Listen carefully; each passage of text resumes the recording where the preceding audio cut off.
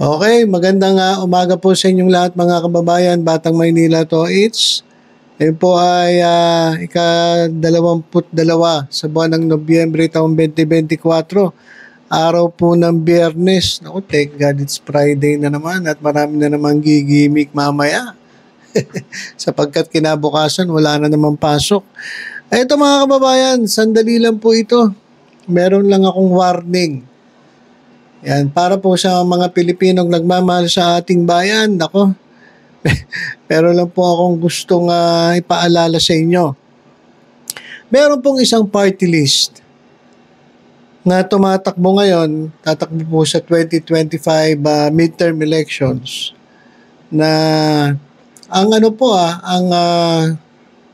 kanilang nominee ay mga red tagger. Diretsuhan na, real talk na tayo. Ito rin naman ang pagkakakilala sa kanila eh. Meron pong party list na ang mga nominee ay red tagger, mga kababayan. Para kasi sa kaalaman ninyo, kasi baka hindi nyo kilala eh. Baka boto lang kayo ng boto at nakita nyo yung pangalan, hindi nyo nakikita kung sino yung nasa likod ng party list na yon. Ito mga kababayan, itong number 18, Epal daw tuloy. Hindi pala Epal daw. Ano pala? Epanaw Sambayanan Party List. Akala ko Epal daw Sambayanan Party List eh. Epanaw, mga kababayan, Epanaw Party List. Number 18 po sa balota. Ito po ay party list. Ayan mga kababayan, tingnan ninyo maigi. Nakakatakot naman yung nila. Nakakatakot naman yung nila, parang profile, yung picture. Merong malaking kamay sa likod Tapos may agi lang lumilipad Nakakatakot. Kala ko kamay ni kamatayan yung nasa likod Eto mga kababayan, ang nominee nasa gitna, si Lorraine Badoy. At yung nasa likod, sa Kodli, yung kalbo. Ayan, si Eric Celis, mga kababayan, dating NPA. Sabi niya, dating NPA daw siya na bumalik loob sa gobyerno. Pero walang ginawa, kundi siraan ng gobyerno. Anong klaseng pagbabalik loob sa gobyerno yan? Na ikaw ay dating taga-bundok, NPA. Sabi niya, siya ay nagbalik sa gobyerno, nagbalik loob sa gobyerno, pero ang ginagawa ngayon ay puro paninira sa gobyerno. Yung ba yung sinasabi mong ikaw ay nanumbalik at nagbagong buhay? Hindi. Sa totoo lang, mga kababayan, mas lumalap eh. So, yan po si Eric Celis, yung kalbo sa likod. Tapos yung isa, hindi ko kilala yung nandito eh. Hindi ko kilala yung pasensya na. Hindi kasi kita kilala kung sino ka man. Etong dalawa kasi nakilala sapagkat sila po ay nandyan po sa SMNI. Si Badoy at si Celis, mga angkor po yan sa SMNI. At wala po silang ginawa, kundi lahat po ng kumalaban sa mga Duterte, inire-red tag nila. Kapag kumontra ka kay Duterte, automatic, NPA ka sa kanila. Ano po yan eh? Dito siguro natuto si Vice President Sara Duterte, si BP Sara Duterte. Halos ganun din eh. Panay din ng red tag eh. Diba? So itong mga to, yung mga red tagger ay tumatakbo po bilang nominee ng party list. Ang Epanaw Sambayanan Party List. Post po ito ni Eric Celis. Basahin ko lang yung post niya. Sabi niya, number 18, Epal daw. So, nagkakamali ko. Epanaw, Sambayanan Party List. Para sa kapayapaan ng bayan at magtatanggol sa demokrasya laban sa mapangwasak na kilusan ng CPP, NPA, NDF at kanilang mga kasabwat. Alam niyo mga kababayan, ito pa ulit-ulit na lang na sinasabi nila na sila'y kalaban ng CPP, NPA, NDF. Pero sa totoo lang, alam niyo mga kababayan, yung ginagawa nila, ang ginagawa nila parang sila yung sila yung NPA sila yung komunista sila yung kumukalaban sa gobyerno Iba yung sinasabi nila sa ginagawa nila.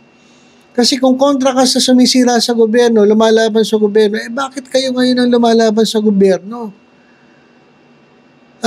Kasi parang, ewan ko lang sa atin ko lang, hindi lang ako updated siguro, na hindi naman ganun threat ang CPP-NPA kasi halos wala na po sila Pero yun ang laging sinasabi ni Badoy at ni Celis na ito ay threat sa ating bayan. Pero kung tutuusin, kung titingnan mo, sila mismo ang threat sa ating bayan kasi puro sila paninira sa maisog lang No, sa maisog lang kung ano-ano pinagsasabi nyo sa gobyerno, kung ano-ano pinagsasabi nyo sa presidente. Tapos ngayon sasabihin nyo, kalaban nyo CPP-NPA, ugaling NPA nga ang pinapakita ninyo Pasensya na po hindi ko po lahat sinasabi NPA, lahat.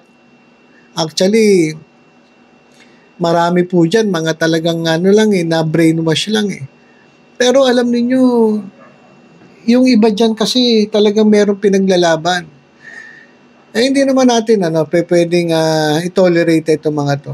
Mali naman yung kakalabanin mo ang gobyerno, kakalabanin mo ang ating bansa para sa ideology mo. Diba? Dapat may tamang proseso para makimit ang hustisya. Hindi po yung sa pamamaraan ng arms, ng conflict, ng pagpatay. Hindi po yan ang tamang paraan. Kahit ako, ayoko po ng ganyan. Ayoko po ng patayan. Pro-life po kasi ko. Kaya kahit kailan kasi hindi ko kaya kahit kailan, hindi ako sang-ayon sa drug war ni dating Pangulong Rodrigo Duterte. Okay, so wag muna tayo. Baka napunta na tayo sa drug war. Pag-usapan natin, ito So ito, sabi ni Celis, katuwang ang ating mga katutubo at buong sambayanan, tayo po ay maglilingkod ng may prinsipyo at paninindigan para sa ating pinapangarap na mapayapa, masagana at maunlad na bansang Pilipinas. Ayan mga kababayan yung kanila. Kaya ako pinapakita sa inyo to, hindi para iboto ninyo. Kaya ako pinapakita sa inyo para i-scratch po ninyo, para i-X po ninyo. Etong party list na to, etong party list ng mga red tagger. Kasi alam niyo mga kababayan, kapag kumontra kayo sa mga Duterte, red tag agad kayo. Kaya mga kababayan, yun ay pinapaalala ko sa inyo. Wag niyo pong bibigyan ng pagkakataong makapwesto to. Ito yung sinasabi ko mga kababayan. Etong si Celis at etong si Badoy, panayang banat sa gobyerno. Umaten pa nga ito sa sa mga maisog. Sabi ko sa inyo yung mga umaten sa maisog.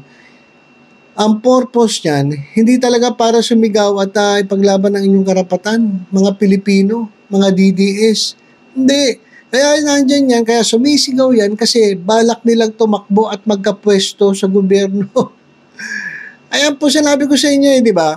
Lahat po ng speaker dyan, lahat po nagpupunta dyan, lahat po ng organizer dyan, meron po silang sariling interes. Ano sarili nilang interes yan? Gusto nila tumakbo sa gobyerno, gusto nila magkapwesto. Name them. Sige, sabihin nyo, si Vic Rodriguez, sino pa? Sino pa yung nagngangawa dyan? Lahat yan. May balak tumakbo, may sariling interes, kaya nandyan. Hindi yan sumisigaw para sa inyo. Sinasabi nila na ang bayan gutom na. Ang bayan naghihirap na. Kinakailangan natin na tayo'y tumayo. Magtulong-tulong tayo. Lagi sinisigaw nila pero ang totoo, niloloko na kayo. Kaya nandyan yung mga yan dahil gusto kayong gamitin at meron silang party list na itatayo. At ito na nga ang sinasabi ko. Di ba? Sabi ko sa inyo may mga sariling interes yan. Kalokohan yan, nasisigaw yan nang wala sila mapapala sa inyo. Niloloko lang kayo ng mga to. So yan, tandaan niyo yung mga pagmumukha niyan. Yan po ang party list ng mga red tagger. Kaya itong Epanaw, sambayanan party list, alam nyo na kung saan to ilalagay, kung saan to ihuhulog, kung saan to ilalaglag. Huwag Huwag nyo nang bigyan ng pagkakataon ng mga taong ito na mapwesto sa ating gobyerno. Kasi gugulo lang eh. Kaya yung pangalan, ano ba ginagawa nila? Di ba manggulo na manggulo? Manira ng manira. Pag nandyan yan, nakapwesto yan, walang gagawin niya kundi ganun lang. Imbis na makatulong sa ating bayan, mas lalo pa makakagulo. Sayang lang ipasisweldo natin sa mga to kung ito yung mga mananalo sa susunod na eleksyon. Kaya ngayon pa lang, napaalala ko sa inyo, itong itong EPANAW, Sambayanan Party List, naku, huwag niyo pong bibigyan ng pagkakataon na mapwesto sa ating gobyerno. Okay? So, reminder ko lang yan mga kababayan ha, baka kasi hindi nyo alam kung sino yung nasa likod ng mga party list na binoboto ninyo. Ingat-ingat po kayo mga kababayan ha. Huwag po kayong basta-basta maniniwala sa magagandang pangalan ng party list. Tingnan ninyo kung sino-sino yung nasa loob niyan. Ha? Okay, so ito, bago tayo magtapos, Balitang Maynila lang ha, Balitang Maynila. Okay, so ito lang nakaraan. Ito. Okay. Ayan mga kababayan, tingnan nyo sa litrato. Sino-sino ba yan? Post po ito ni Mayor Hani Lacuna. Kasama ang unang ginang. Kagalang-galang. Unang ginang, Liza Araneta Marcos. At Senate President Chis Escudero ay nagsimula na ang pagdiriwang ng Kapaskuhan sa pagpapailaw ng Meralco Liwanag Park sa Intramuros, Manila. So nailawan na pala itong Intramuros, Manila. Isang gabi ng liwanag at pag-asa na nagsilbing simbolo ng pagkakaisa at pagmamahal ngayong Kapaskuhan. Maraming salamat po sa Meralco Company at sa Intramuros Administration sa inyong paanyaya. Ayan mga kababayan. So nandiyan si First Lady Liza Araneta Marcos at siguro yung mga opisyales ng Meralco Liwanag Park diyan po sa Intramuros at siguro sa Meralco at syempre ang ating Mayor Hani Lacuna. Mga kababayan, napanood nyo ba yung interview ni Christian Esguerra kay Madam Hani Lacuna? Grabe talaga ang ginawa ni Isko Moreno. Pasensya na po si Isko niyan, pero hanggang ngayon hindi ko pa rin maintindihan bakit ginawa yun ni Yorme. Ganda-ganda ng usapan nila. At talagang hanggang ngayon ramdam na ramdam natin yung pagka-traidor. Ramdam na ramdam natin yung ginawa na kumbaga naisip ko tumakbo, tatakbo ko kahit may matapakan ako. Parang hindi tayo ganung mga Pilipino Pero lang kung tulongges ka. 'Di ba? Ganda ng usapan ninyo, tutulungan mo si Hani Lacuna para mas lalong umunlad ang Maynila, pero nangyari ngayon, ikaw pa naging dahilan para maghiwa-hiwalay at magkagulo dyan sa lungsod ng Maynila. So nakakalungkot. Panoorin ninyo mga kababayan, yung kay Christian Esguerra, interview niya kay Mayor Hani Lacuna, no holds barred. At talaga dito makikita natin na hindi nagsisinungaling si Mayor Hani Lacuna at kitang-kita natin ang halos, sabi nga ni Christian Esguerra, halos mangiyak-ngiyak si Mayor Hani Lacuna dahil hindi niya matanggap na tatraidorin siya ng tinuring niyang kapatid, pinag-aral ng kanyang ama. Halos yung kanyang karir sa politika nagsimula dahil sa tatay ni Mayor Hani Lacuna, si Vice Mayor Danny Lacuna.